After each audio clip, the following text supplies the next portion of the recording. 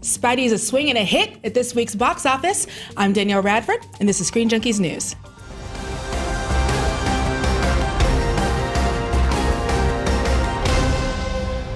Today's episode is presented by T-Mobile, America's best unlimited network. Spider-Man: Homecoming opened this weekend with an estimated domestic box office of $117 million. This is the second largest weekend opening of summer 2017, with Guardians of the Galaxy Volume 2 taking the top slot with $146.5 million domestic. Not only did Spider-Man: Homecoming make a strong summer showing, it is also now the second highest domestic opening for Sony Pictures, coming behind Spider-Man 3. But what does any of this mean for the friendly neighborhood Spider-Man? Here to talk with me about it is our man of numbers, Dan Murrow. Hello. Man Hi. of numbers. I like it. It's so distinguished sounding. It's very, very fancy. Yes. It's based on a book that you can buy. There you go. I looked up numbers. So here's kind of the one thing I know that we've been talking about a lot this summer. Yeah. Is franchise fatigue. Yes. It's come up almost every week. It comes up almost every time something comes out. Yeah. Franchise, audiences are done with these huge franchises. They're done with the reboots, blah, blah, blah. But then you look at something like Spider-Man: Homecoming, and you think maybe it could be different. So what do you think that this tells us about what audiences are looking to see? I think it says that Sony and Marvel did a very good job of positioning this as a new Spider-Man. Absolutely. Because I think why we're seeing some of these, why are some of these franchises succeeding and other ones aren't? When we say franchise fatigue, I think part of it isn't that audiences are tired of the franchises. It's that the franchises themselves are fatigued. And when you look I'm so sleepy. Yeah, exactly. Oh, like when you look at the ones that are underperforming, your Pirates of the Caribbeans and your Transformers, I think that there was, even as the movies were opening, a sense amongst people that there was not much new there. That this was another entry, just like the other entries in the franchise, and why should I go see that? Right. And I think that they did a very good job positioning this as new, fresh, original. I think it was a good movie, which helps because it was a good movie. It got good reviews. Isn't it nice? The word of mouth was good. It's so nice. I only have to talk to you about good movies. I don't think I've had to do a single box office thing with you where there was a bad movie. I know, it's so right? Nice. It's so much fun. It's so much fun. But I think that's what, look at the movies that are succeeding this year. Yeah. Wonder Woman, Spider-Man: Homecoming with a great opening. Baby Driver, even for a movie of that budget, is doing phenomenally well. I think outperforming what everybody thought it would do. Fresh, original, a new take on something. I think that's what audiences are responding to. And they specifically said over and over again, there are certain elements that you've already seen in movies that we're not going to do in the Spider-Man movie because you've already seen it in the other Spider-Man movies. The smartest thing they did was not to make this an origin story. That was the smartest move they made from day one. Do not make this a Spider-Man origin story because we've seen that now cinematically twice. Yo, I love Uncle Ben. And we don't need to see it. I love Uncle Ben so much. Rest in peace, Uncle Ben. But rest in peace, don't pour need out to a little see, liquor, but no, I don't need any more Uncle Ben. No, I'm fine with that. No more Uncle Ben. And so another thing that people have been talking about is this marketing campaign. Yeah. So Deadline, according to them, Homecoming had a marketing campaign of over $140 million worth of media value, including those custom ads for Dell. They did this stuff for with NBA, the NBA Finals with DJ Khaled and all the stuff in like the bodega. That great Audi short on YouTube where he was learning how to drive.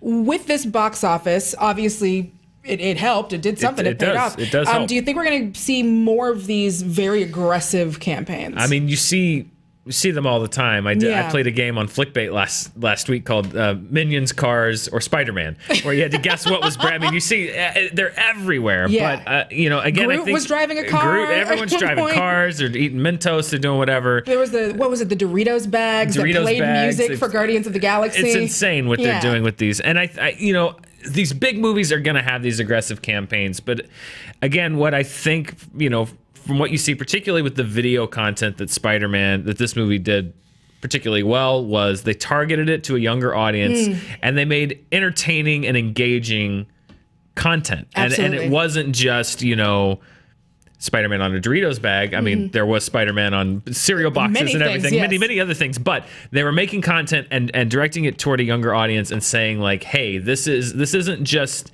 the other Spider-Man Messrs. Maguire and Garfield were, I believe, both the distinguished Spider-Mans were both in their 20s, well into their 20s when they played Spider-Man. Tom Holland's 21. He was younger when he played, I think, 19 in Civil War. Yeah, but I looks think like a baby. Looks like a child. But I think that they successfully said to a younger generation who maybe has seen these Spider-Man movies already, and obviously with Amazing Spider-Man 2, not a huge, I mean, it made money, but not a huge hit, said, hey, this is a new generation, this is a new look, and we're gonna reflect that through every aspect of our marketing, of the trailers, of who we choose to partner with.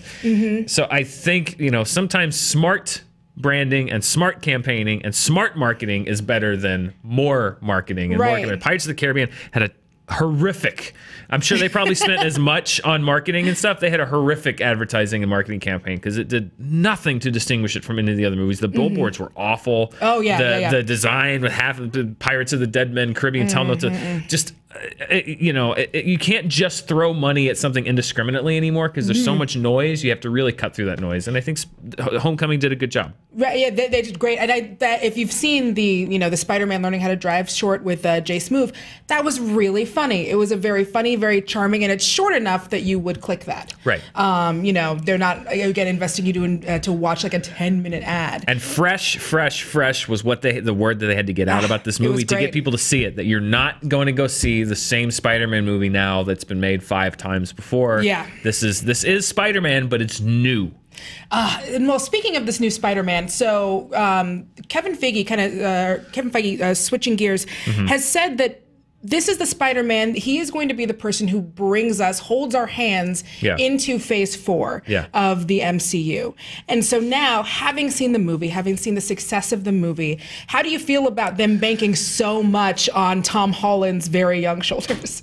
Well, I think that he's doing a great job with the character. People are really responding to it, and they smartly have made him 15 years old. So, you know, they can stick with this character for another 5 years, and he can still be young. Yes. Still be in high school, still be, you know, it doesn't, not like with Tobey Maguire, where 5 years into playing Spider-Man, he looked 33, and he's supposed to be, you know, like the very tired Spider-Man, very world-weary Spider-Man. Being Spider-Man ages you. That's true. It's like being president. Like you took pictures before and after, and it's like, oh, Spider-Man needs to sleep. Exactly. So, but you know, Marvel knows that, you know, before all of this MCU, Spider-Man was by far their most popular character, and we all know that the contracts are running out on these guys that we know, on Chris Evans and Chris Hemsworth and Robert Downey Jr.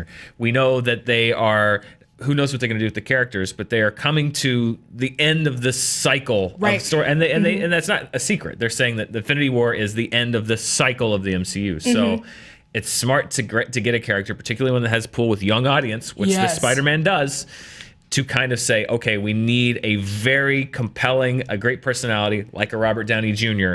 that we can now seed into this new phase that can be that standard bearer throughout all of these movies. Awesome. Well, thank you so much, Dan. My pleasure. And y'all love Dan. You know, we are going to be at Comic-Con, so you will be able to hang out with all of us there. That will be super duper fun. Yes. We'll also be coming back from Screen Junkies Central for a one-night mega event on July 22nd at the House of Blues. That will also be fantastic. Thanks so much for letting us know all of your fantastic opinions.